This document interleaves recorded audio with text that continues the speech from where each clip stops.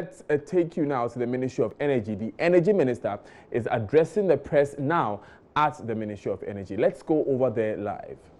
And VALCO and so on.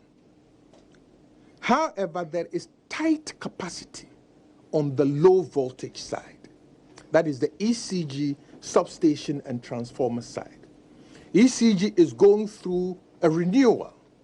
New investments in transformers, new investment in low voltage lines, and so on and so forth.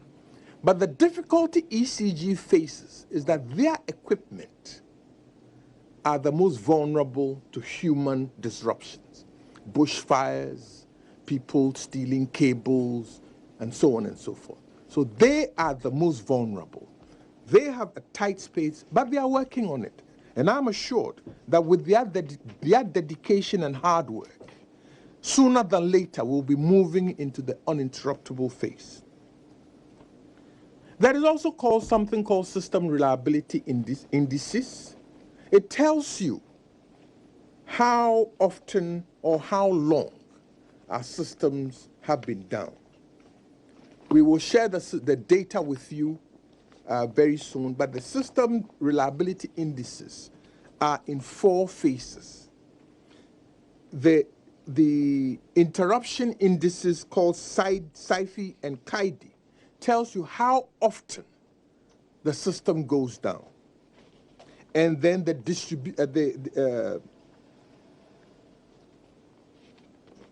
distribution indices, also duration indices, also tell you how long the systems go down. We will share the details of the data with you, create a table for you. But all the indices, and in fact our own experience, tells us in plain language that the frequency of interruptions is decreasing and the duration of outages are also decreasing. In fact, quick summary.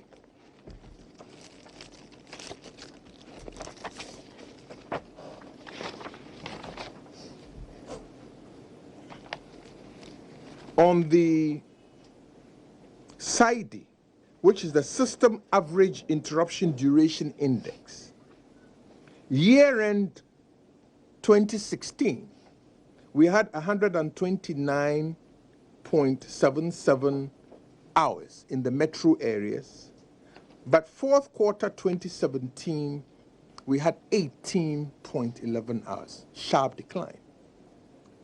We will give you the table so that you see how the duration is decreasing and how the frequency of interruption is also decreasing. We'll share these tables with you.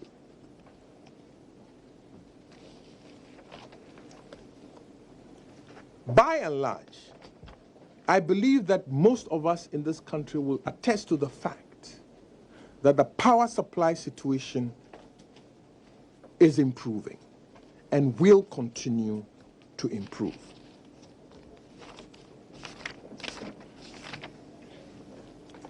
ECG PSP.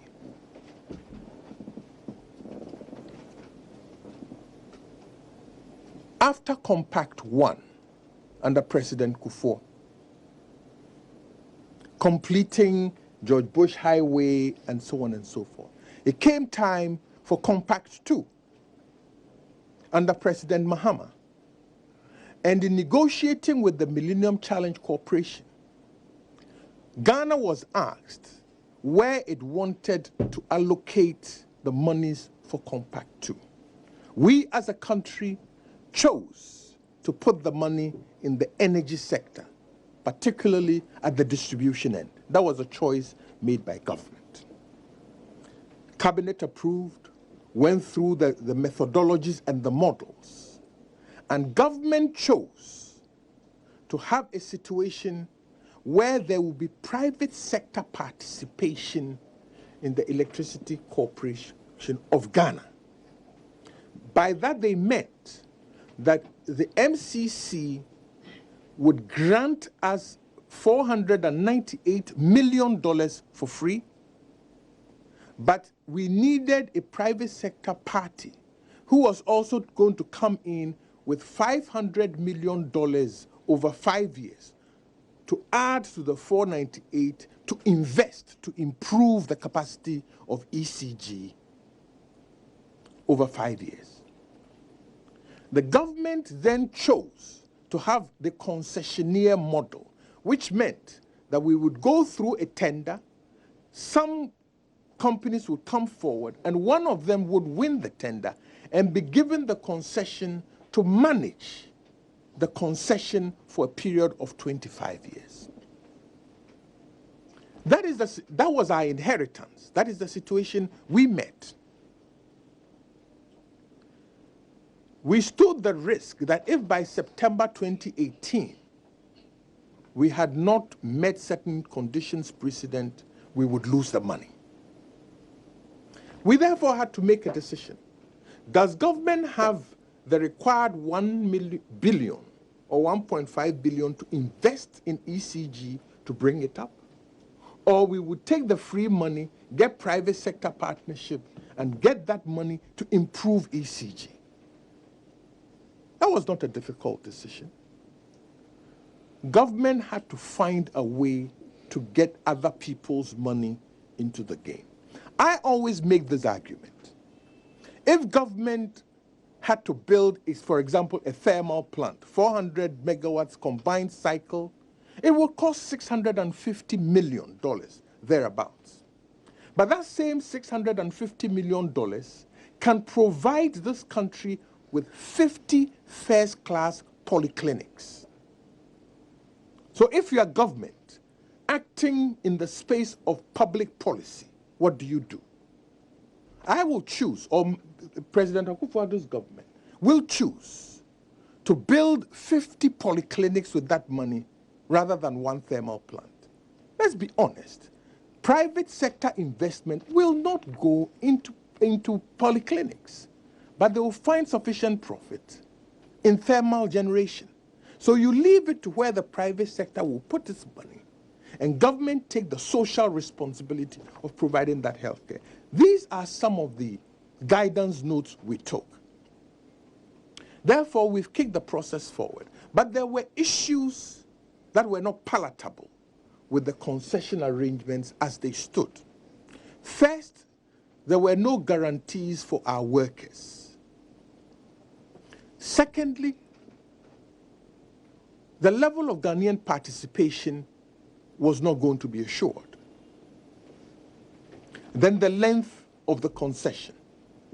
We did our calculations, and we decided to reduce the length of the concession from 25 to 20 years. Initially, we also said that Ghanaian workers are entitled to some job stability and security. Therefore, we said in the first proposal that no Ghanaian worker in ECG was going to be laid off in the first 5 years. Workers expressed their concern, well, what happens to us after 5 years? Legitimate concern. So what we finally negotiated and ended up with was that for the 20 years that the concession is going to be in operation, no ECG worker could be laid off in that period. I think that is the surest guarantee of employment. If I, as minister, was guaranteed that I would never lose my job for the 20 years or 4 years that my party is, I'll clap. But we have said that for the 20 years that the concession is in operation, the ECG workers who are now in the new company cannot be laid off. In addition, they were concerned about their benefits. What happens to their benefits that they accrued in ECG? And we introduced a term of the art called grandfathering.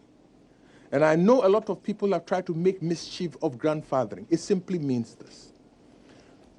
All the benefits you have accrued, benefits and entitlements you have accrued under ECG will be transferred lock, stock, and barrel to the new company, intact, without the new company having the right to alter the benefits previously accrued.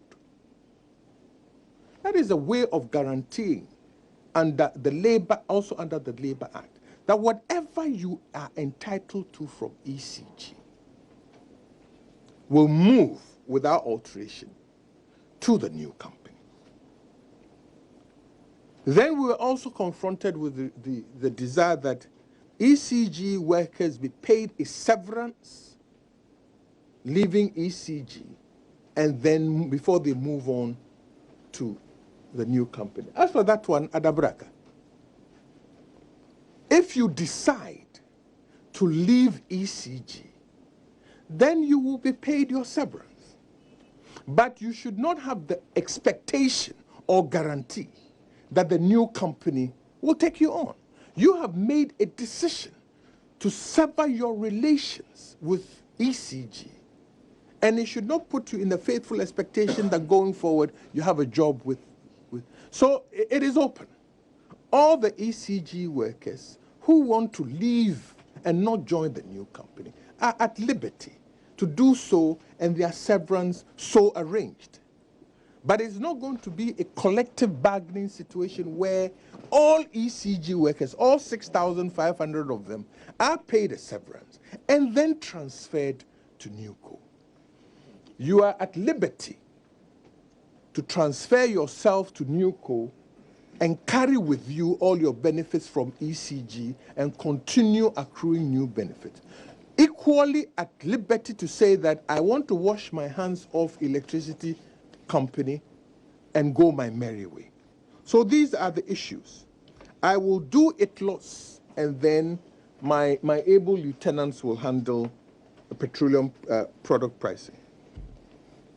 As you are all aware, Saturday was a joyous day in Ghana, where finally the International Tribunal on the Law of the Sea gave its verdict, not subject to appeal, which went in favor of Ghana. But I must say that we shouldn't be triumphalist or gloat over such a judgment, because we have to be aware that before oil, Ghana had sound relationships with our brothers and sisters in La Côte d'Ivoire. And after oil, Ghana must have sound and happy relationships with our relatives in La Côte d'Ivoire. And the only way this nexus can be connected is that with oil, we must continue to have good relations with La Côte d'Ivoire. So it shouldn't be, we have won, you have lost. Again, as we move further out into the sea to explore for more oil, it could well be that we will have oil fields straddling the new border. It will require the two of us to jointly exploit those resources. So the good neighborliness must continue. At the end of it, what happened? We made a case, the Ivorians made a case, and the court said, we will put aside your claims and we will lay down for you new coordinates for a new border, which they have done. And in so doing, there are two intersection points. At the first intersects of 29 nautical miles, Ghana loses marginally about 19 square kilometers of space, territorial space, because the border is on to the left of our claim. Then between the 29 nautical miles and 196 nautical miles, Ghana makes a gain of 121 square kilometers because the new border is on the right of our original claim. In a nutshell, in total, the net gain made by Ghana is about 80 square kilometers of additional territorial space. Importantly, none of our oil fields in production is affected by the ruling. All the oil fields we are working from are all squarely in the territorial space of Ghana. So there is no loss there. Secondly, before the ruling, the tribunal put in place provisional measures which required us not to be able to drill new wells. That provisional measure cramped our space in the sense that because we couldn't drill new wells, Tullow could not increase production from 50,000 barrels per day to 80,000 barrels per day. The court has set aside those provisional measures, and Tullow can now, from today, begin to add 13 more wells to improve our output of oil, which is good news. 30,000 additional barrels of oil times $50 is a lot of money that can get us free SHS going and health insurance and all the others going. So this is good news. We will share with you a package and the maps of ITLOS, the new delimitations, so that for you as journalists, you can see exactly what is on paper. There are subsequent steps that are going to be taken. We are in discussion with the president, and once we get his say-so and approval, we will take those necessary steps. First, to secure our territory, and secondly, to make sure that oil production continues unimpeded. Thank you. I'll hand over to... Ladies and gentlemen of the press, the minister has a pre-arranged meeting with the president at 12 noon exactly. So the last issue, which is petroleum price hikes, the deputy minister, Dr. Amin Anta, there's another deputy minister here, then there is the NPA chief executive, will address those issues. But in fairness to you, before the minister leaves, I would indulge him for just 10 minutes more so that he leaves and not be caught by traffic. For the president, you can't be late to a meeting with him. Every minister knows that. He will lock you out. And so, please, I will give you 10 minutes because it will not be fair for me to let him go when you haven't asked him questions in relating to the issues he has addressed. If it's petroleum price, please wait until the others address it, then you ask those ones. So in fairness to you, I'll allow a few questions. Just 10 minutes exactly, and then I'll let him go. Yes, my name is Lawrence CTF. The senior staff of BRA, one of the concerns they made was that they were not engaged during the process. And then to add on, we were supposed to have held a bidders conference in August for the ECDPS. As of now, we've not organized it. How is it affecting the process? And then in November, we know the finance minister will be reading the national budget. Are we going to see electricity tariff reduction in the budget? Okay. You've noted the issue. Yes.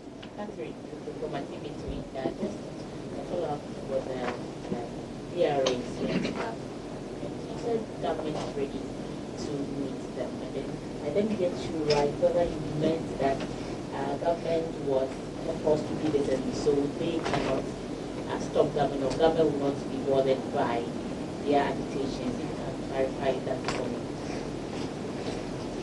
In other words, you want to know whether it is possible for government to backtrack on this policy. Yes.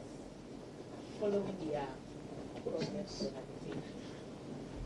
Yes, Eric Morena from Star FM. Now, in the Eastern region, workers of ECG have laid down their tools with reference to... In where? Eastern region, in reference to the severance package they are demanding. I would like to find out from the minister, they've laid down their tools. Is there any way we can try to resolve this misunderstanding and have them go back to work? Last one, and then he would answer the Joshua with GH1 TV. It's just on the back of the ECD issues and the Public Utility Workers Union. They raised the two concerns they raised. One has to do with their grandfathering concept, which you just explained. And so in a letter from the minister's outfit dated 30th May, there's going to be a series of meetings with the staff.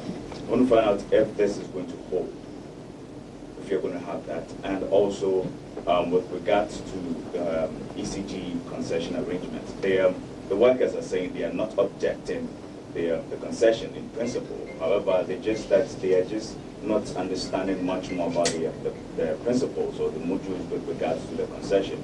So what else? The minister has addressed the media, but are they going to be, or is there going to be a social dialogue amongst the staff and the workers or the management? Okay.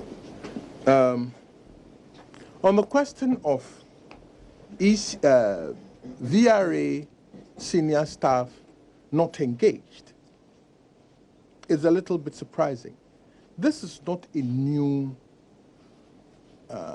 path that governments are traveling. As I said, this attempt to restructure VRA started as far back as 1997, following the the report by the committee, the Ministry of Mines and Energy then. At each stage, there has been engagement with VRA staff. And the records that I have inherited clearly confirms that. And indeed, my deputies have continued to engage VRA. Last week or 2 weeks ago, there was an engagement in this building. So I'm a little surprised that somebody will say they are not engaging them. The engagement is between the asset owner and its employees.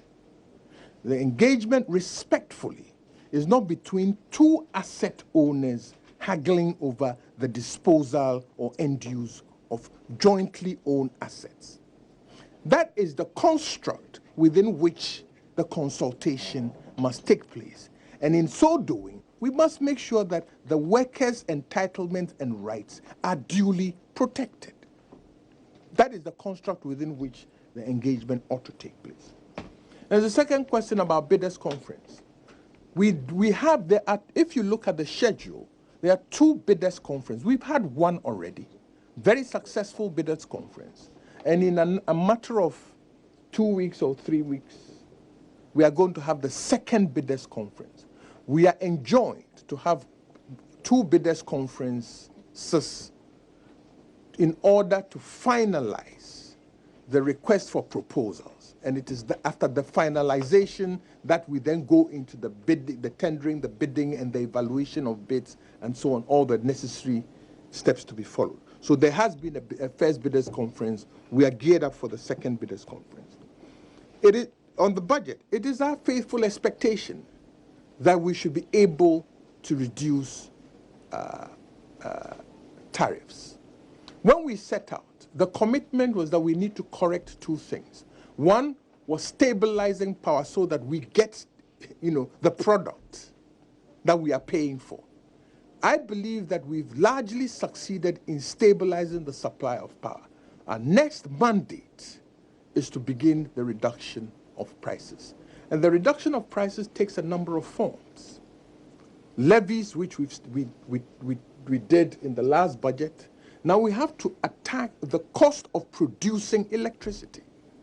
It doesn't make much sense that for the same turbines and same fuel, Ivory Coast, Côte d'Ivoire is producing power cheaper than us. They on the average produce at 9 cents a kilowatt hour. We on the average produce at 14 cents a kilowatt hour. So we have to find a way of reducing the cost of production. And we are working on it. And we are getting a lot of cooperation in so doing. So we believe that through this budget to the end of the year, we should be able to start bringing prices down. Other thing is ECG, government, and look, we have engaged ECG. MEDA, under MEDA there is a standing body of stakeholders engagement, which ECG and Public Workers Utility are a part. It was the second meeting of that standing committee, which took place here, that led us to writing the letter that you quote. We sat in the conference room, put the issues on the table, and came to agreement on the issues. And in fact, they made a requirement that we commit the agreement into writing under my signature. That was why that letter was written, because they did not want to take a note verbal for a definite answer. So it was the requirement of their General Secretary, Mr. Nyantechi, that we commit all the agreement into writing under my signature, which we did. And in fact, on the question of grandfathering, which is a term of art, I was required to explain it several times in the room. And one of my deputies then further asked, are you comfortable with the definition? And he said, yes. That is how come it found its way. I mean, we could take the term grandfathering out and explain the same thing in 10 sentences. But essentially what we were assuring them of was whatever entitlements and benefits that they have accrued as workers under ECG shall not be tampered with because they've moved to a new company. That was the guarantee we sought to give them. Nothing more, nothing else. ECG workers laying down their tools in Eastern region. That's an unfortunate development.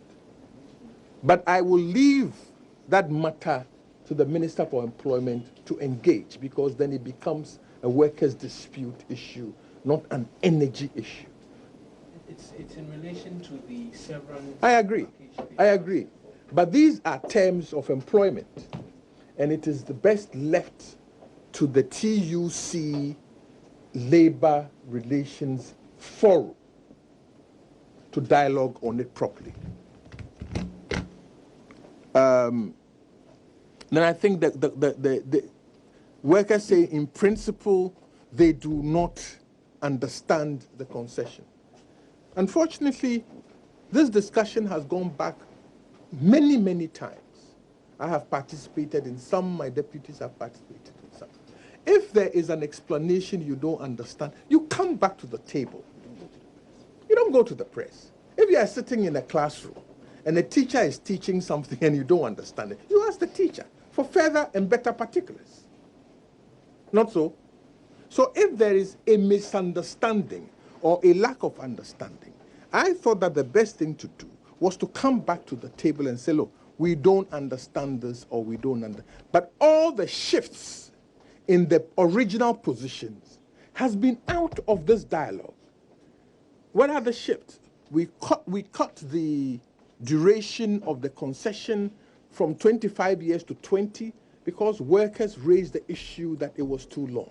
We did our calculations on the net payback, and we realized that 20 years can't be accommodated for the investments they were going to do. Secondly, we changed the terms of employment. Instead of having no guarantees of employment, we are saying that you have 20 years. Now, if you look at the HR model, Human Resource Management model of ECG, the average worker of the average worker of any ECG employee is about 52 years. Now, if you are average 52, and you are guaranteed your job for the next 20 years, you would have retired. You would have retired by then. That change came from those discussions and those negotiations. Also, the Ghanaian participation. It came out of the concern that ECG could be totally owned by foreigners or a foreign company during the concession period.